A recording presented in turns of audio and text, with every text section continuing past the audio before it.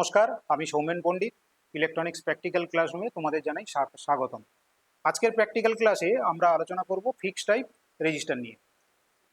Practically তোমাদেরকে দেখাবো যে যে বিভিন্ন ধরনের যে ফিক্সড টাইপ রেজিস্টার হয়, সেই ফিক্সড টাইপ রেজিস্টারগুলো দেখাবো। এই ভিডিও দেখানোর আগে, প্র্যাকটিক্যাল শুরু করার আগে তোমাদেরকে বলি যে এর আগের ক্লাসে আমরা আলোচনা করেছিলাম ভেরিয়েবল টাইপ এবং নন লিনিয়ার টাইপ আলোচনা করেছিলাম রেজিস্টার। তো তোমরা যদি ওই ভেরিয়েবল টাইপ বা নন লিনিয়ার টাইপ ক্লাসটা না করে থাকো, তাহলে তোমরা এই ক্লাস করার আগে ওই ক্লাসটা করে আসতে পারো। তো তবু আমি একবার এখানে বলে দিচ্ছি যে রেজিস্টার মেন কাজ হচ্ছে যে কারেন্ট ফ্লো এগেনস্টে বাধা দেওয়া।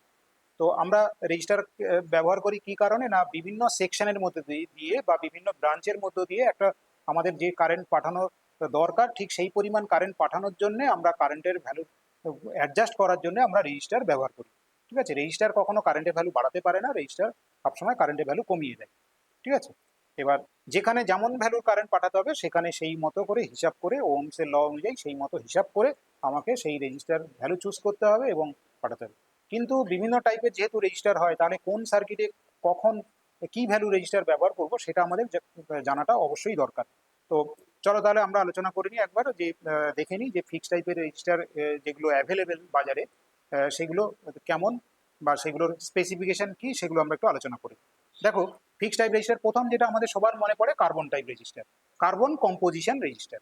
ঠিক আছে, এই রেজিস্টারগুলো দেখো, এই যে এগুলো হচ্ছে সব কার্বন কম্পোজিশন রেজিস্টার। ঠিক আছে, এগুলো হচ্ছে কার্বন কম্পোজিশন রেজিস্টার। আমি এখানে রাখছি, দেখো কার্বন কম্পোজিশন রেজিস্টার বিভিন্ন ভ্যালুর এর মধ্যে আছে, কিন্তু এদের মধ্যে একটা ডিফারেন্স আছে, সেইটা একটুখানি তোমাদেরকে বলে দিচ্ছি, জাস্ট দেখে নাও। সেটা হচ্ছে কি, দেখো এখানে বিভিন্ন ভ্যালু, কিন্তু তাদের সাইজগুলো আমরা দেখতে পাচ্ছি বিভিন্ন আছে। দেখো এটা একেবারে সব থেকে ছোট সাইজ, এটা তারপরে একটু তার থেকে একটু মোটা হয়েছে, তারপরে এটা দেখো আরেকটু এর সাইজ বেড়ে গিয়েছে, এর সাইজ আরেকটু বেড়েছে, এর সাইজ।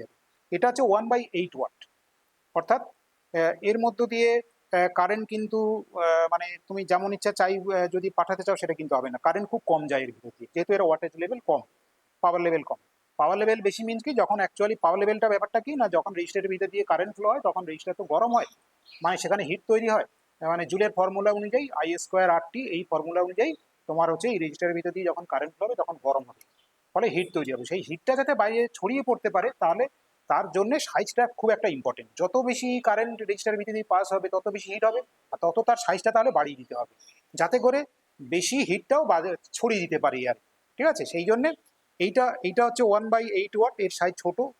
ঠিক আছে, এর ভিতর দিয়ে কম কারেন্ট যেতে পারবে। এটা হচ্ছে 1/4 ওয়াট, মানে কোয়ার্টার ওয়াট আমরা অনেক সময় বলতে পারি, বা 0.25 ওয়াট। এটা হচ্ছে হাফ ওয়াটের রেজিস্টার। ঠিক আছে, এবং এটা হচ্ছে 1 ওয়াট, আর এটা হচ্ছে 2 ওয়াট। কার্বন কম্পোজিশন রেজিস্টার সাধারণত 2 ওয়াট পর্যন্ত অ্যাভেলেবেল। এরপরে যদি বেশি ওয়াটের রেজিস্টার তোমাকে ব্যবহার করতে হয়, তখন তোমাকে আর কার্বন কম্পোজিশনে থাকলে হবে, তখন তোমাকে চলে যেতে হবে ওয়্যারউন্ড রেজিস্টার। দেখো এগুলো হচ্ছে সব ওয়্যারউন্ড রেজিস্টার। এই যে এগুলো কার্বনগুলো আমি এখন সরিয়ে দিলাম, এখন দেখো এটা হচ্ছে ওয়্যারউন্ড। দেখো এরকম বিভিন্ন ভ্যালুর সব ওয়্যারউন্ড রেজিস্টার রয়েছে। এখানে ওয়্যারউন্ড রেজিস্টার কি না, ওয়্যারউন্ড রেজিস্টার হচ্ছে যে এখানে তার দিয়ে জড়ানো রয়েছে, মানে ওয়্যার ব্যবহার করা হয়েছে। ঠিক আছে, এখানে এনামেল কোটিং ওপরের থেকে দেওয়া রয়েছে, পোর্সিলিনের একটা বেস, তার উপরে তার জড়ানো, তার উপরে একটা এনামেল কোটিং দেওয়া রয়েছে।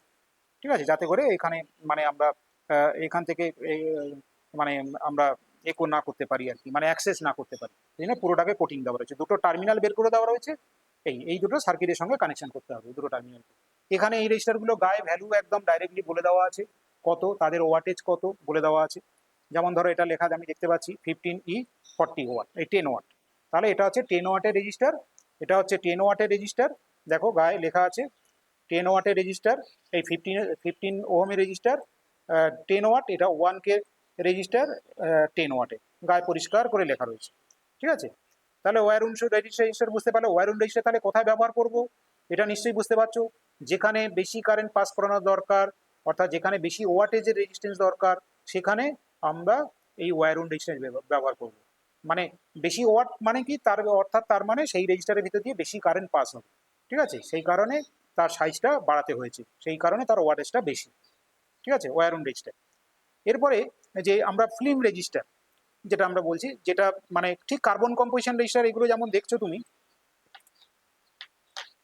ফিল্ম রেজিস্টারের বিভিন্ন ভাগ হয় আর কি, থিন ফিল্ম, আবার থিন ফিল্ম, এগুলো ভাগ হয়। এগুলো সব carbon composition register, thin film বা থিক ফিল্ম। যে রেজিস্টারগুলো হয় তাদের দেখতে পুরোপুরি এইরকম, তুমি বাইরে থেকে অত সহজে বুঝতে পারবে না যে কোনটা থিন ফিল্ম বা কোনটা থিক ফিল্ম। দেখতে ঠিক একদম এই কার্বন কম্পোজিশনের রেজিস্টারের মতো কালার কোডিং উপরে দেওয়া থাকে, এদের ভ্যালু ডাইরেক্টলি লিখে দেওয়া নেই, এদের কালার কোডিং এর সাহায্যে ভ্যালুটা মার্ক করা আছে, ঠিক আছে। তো কিন্তু এদের টেকনোলজি আলাদা। যেমন ধরো মেটাল ফিল্ম রেজিস্টার, থিন ফিল্মের মধ্যে হয় দু রকম, একটা হচ্ছে কার্বন ফিল্ম মানে ভিতরে তোমার হচ্ছে কার্বনের ফিল্ম মানে পাথ ব্যবহার করা হয়, ঠিক আছে। একটা বেস ব্যবহার করা হয়, তোমার হচ্ছে সিরামিক টাইপের একটা বেস ব্যবহার করা হয়, তার উপরে কার্বনের পাত ব্যবহার করা হয়, ফিল্ম যেটাকে বলি একদম সরু পাত ব্যবহার করা হয়, সেটা হচ্ছে কার্বন ফিল্ম। আবার মেটাল ফিল্ম আবার মেটাল দিয়ে তৈরি হয় ওই জিনিসটাই সেম, সেটা হয়ে গেল মেটাল ফিল্ম। কিন্তু বাইরে থেকে দেখতে তোমাকে এই কার্বন কম্পোজিশনের মতোই দেখতে, খুব বাইরে থেকে তুমি বুঝতে পারবে না অত সহজে, ঠিক আছে। তারপরে তোমার হচ্ছে মেটাল অক্সাইড ফিল্ম, এটাও তোমার হচ্ছে মেটালের অক্সাইড দিয়ে তৈরি, এটার টলারেন্স অনেক বেটার কোয়ালিটি। আর নেক্সট তোমার হচ্ছে সারমেট ফিল্ম রেজিস্টার, ঠিক আছে, বা ফিউজেবল রেজিস্টার অনেক সময় আমরা বলে থাকি।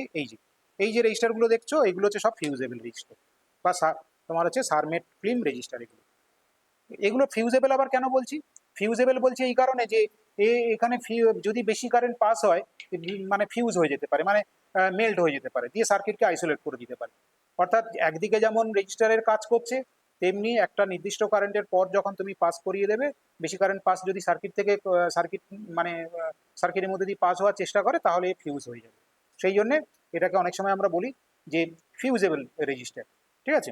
তো এদের এগুলো হচ্ছে তোমার বেশ হাই পাওয়ারের ক্ষেত্রে ব্যবহার করা হয় এদের। তোমার যেমন ধরো এখানে যেমন এইটা 5 ওয়াট লেখা রয়েছে এর গায়ে, 5 ওয়াটের।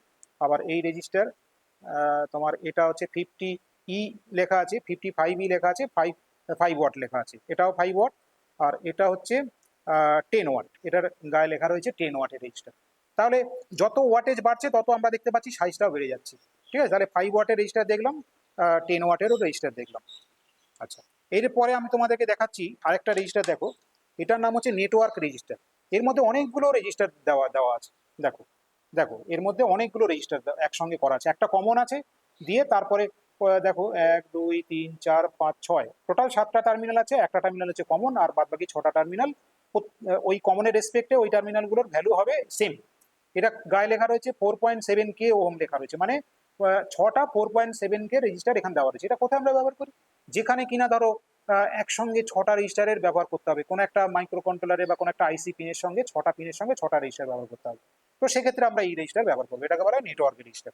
তাহলে তোমরা ফিক্সড টাইপ রেজিস্টার সম্পর্কে জানলে, বিভিন্ন টাইপের ফিক্সড টাইপ রেজিস্টার সম্পর্কে তোমাদেরকে এখানে পরিচিতি করালাম। তো আশা করি তোমরা বুঝতে পেরেছো। যদি তোমাদের কোনো বুঝতে অসুবিধা হয় তাহলে অবশ্যই কমেন্ট বক্সে কমেন্ট করে জানাও, আমরা কমেন্টের উত্তর দেবো। আজকের ভিডিও এই পর্যন্ত, নেক্সট ভিডিওর জন্য অপেক্ষা করো। ততক্ষণ পর্যন্ত সবাই তোমরা ভালো থেকো এবং সুস্থ থেকো। ধন্যবাদ।